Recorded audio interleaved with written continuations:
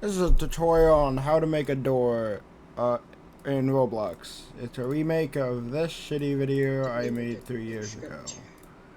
This actually sucks. I did not know how to script back then. It was separated into different scripts. Why is there 2 scripts for this? I don't know. This tutorial was not good. It didn't even have tween, so I'm gonna remake it. First step is to make your door frame. You can do this out of just normal parts. I will recommend importing a block avatar so you can get a scale of... Oh, what the heck? Oh, what? Oh. Make sure that's unselected. Make sure so you can get a scale of how big your door should be. That's a helpful tip for anybody wondering. So you can make your door frame. This is a bit big, but still doesn't really matter. Let me make sure I'm muted here. Oh, no, I don't like that. We're gonna make this even.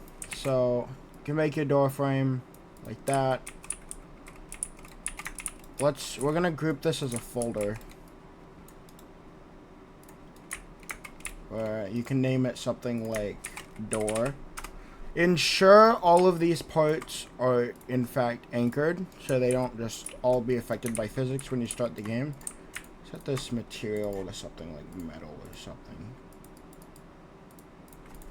And then the actual door we're just gonna make out of a part like I did with my tutorial, because I don't feel like making anything more complex today. I'm not trying to put too much effort into this tutorial. So we're gonna make this door out of metal. Again, you know what? Just to annoy everybody down in plate.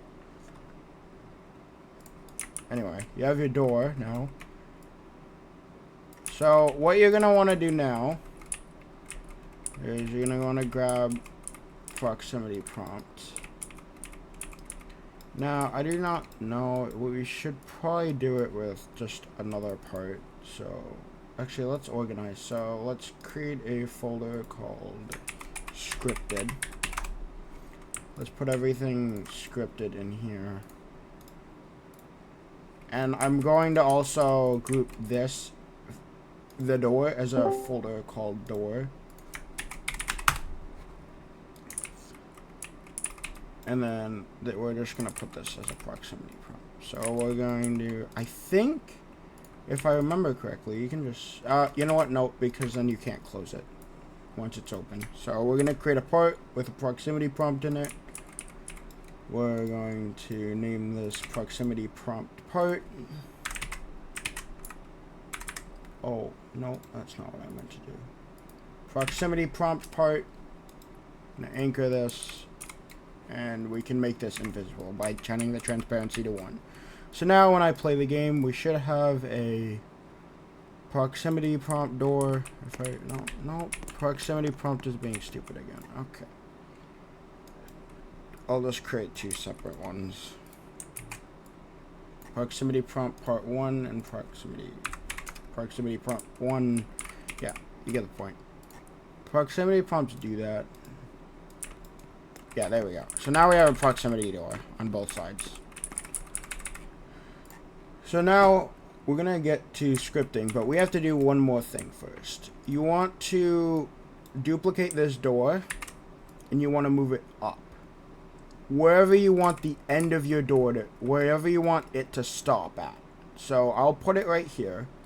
And we're gonna name this up position, or POS. You can name it anything, just remember you know that name. And then we're gonna make it transparent, and then we're also gonna make it so it cannot collide. Perfect. Now we are going to put a script in the door. You can do it otherwise, put in service script service or something. I'm gonna name it door script. We're gonna define our variable, so local scripted equals script.parent.script.parent.scripted. And then we're gonna do So we're going to want to immediately get... Okay, wait. First of all, one more thing I forgot to do. This door should really be named door. So, door part. We're going to point to that door part. So we're going to do local script. Oh my god. Why is this not? Local scripted equals...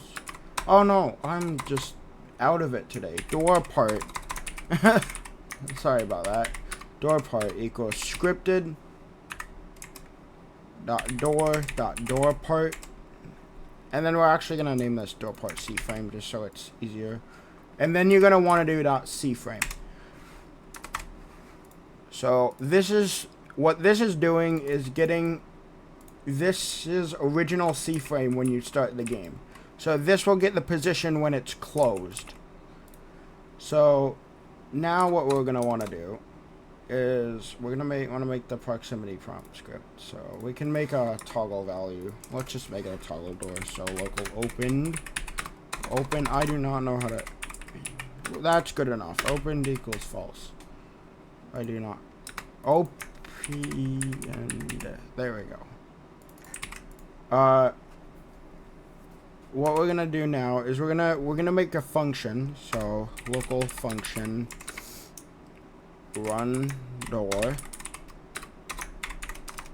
and under here we're going to select our proximity prompt. So scripted dot proximity prompt part dot proximity prompt dot triggered :connect run door.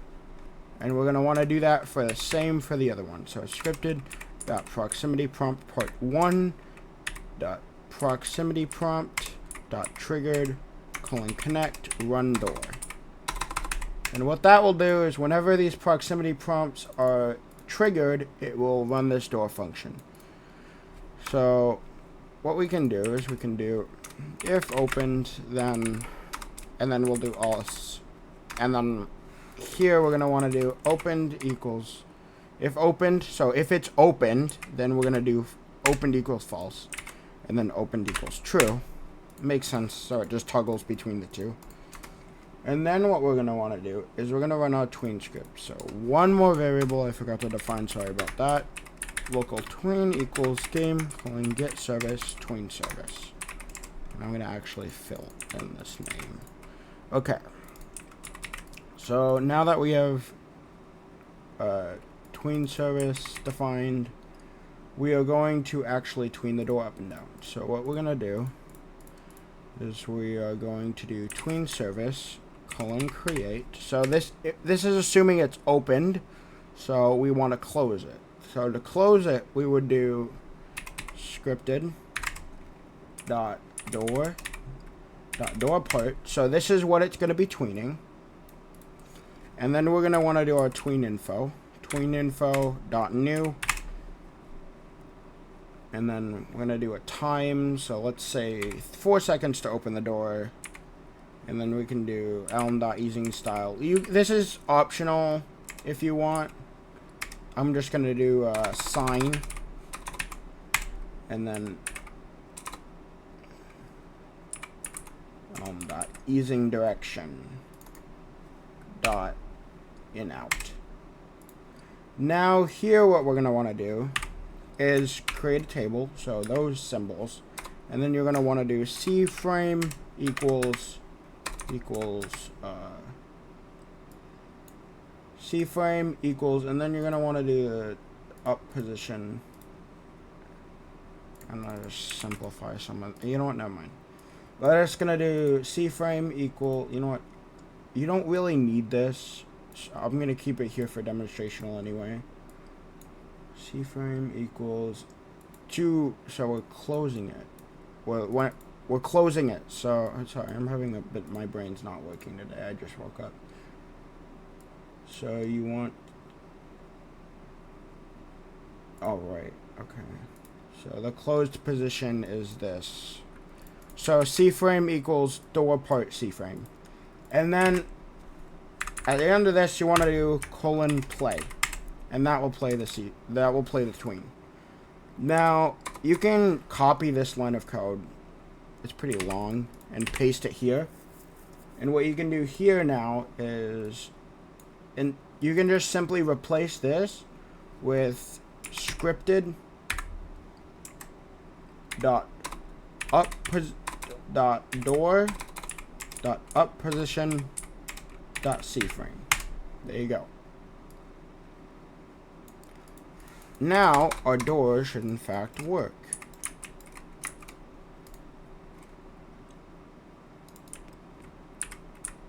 Oh yeah, there's a bit of a problem right now that you can spam the button. But yes, our door in fact does work. Now you could add a sound to this. I'll show you how to do that in a second. But the problem right now is you can spam this. Nobody likes that. So we'll just add a cooldown value. So we'll go cooldown equals false. And we'll just do, if not cooldown, then run this. And then at the top of this, we're going to do cooldown equals true. And then at the end of this if statement, we're going to do task.wait. And then that should be equal to probably 1 above this value. So 5. Cooldown equals false. Yep. Alright. So now we can't spam it. Perfect. And then you press it again, it just closes. And confirm the other side works. It does. So now you can just kind of find a door sound. I'm not gonna try and find one too hard.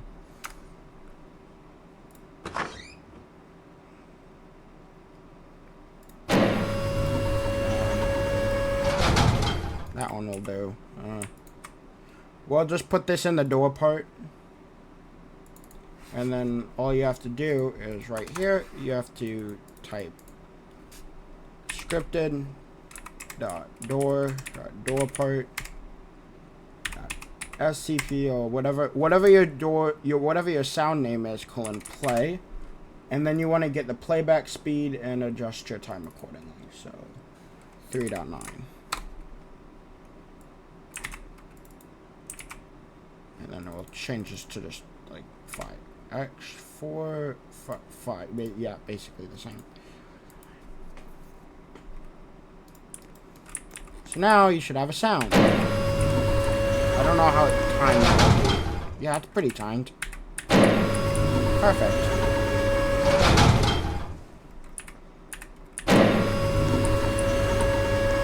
One more thing, if you do want the proximity prompt to disappear, that's really easy.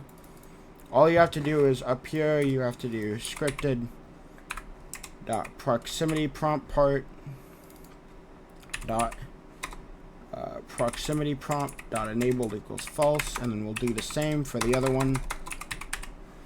Scripted dot proximity prompt part 1 dot proximity prompt dot enable dot type enabled equals false.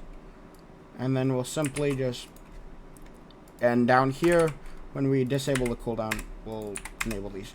I highly recommend you do not delete this cooldown value because the speed that this will disable, sometimes players can click it twice. So it's still good to have this hard-coded cooldown value. I've learned that from experience. Anyway, so now proximity prompt disappears while it opens. And they reappear when it's open. Perfect. Pretty simple. If you want to put a button, it's as simple as modeling a button and just moving this invis part over to your button. Let's pretend this is a button. Let's pretend this is a button. Pretend this is like a button here.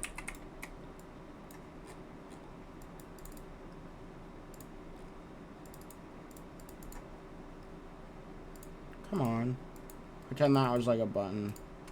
I'm not going to go into detail on how to change the color because this isn't the tutorial I was showing you how to do. But it's just as simple as doing that. There you go. And Anyway, that's how you make your door, but not a crappy tutorial by a 13-year-old that doesn't know how to script. There you go. This tutorial was honestly garbage, so I just thought I would remake it. Please do not follow this. This makes no logical sense, the way I did this. I want to make people name this. Yeah, no, I don't know why I have 2 scripts. This is just complete garbage. Anyway. See ya, I guess.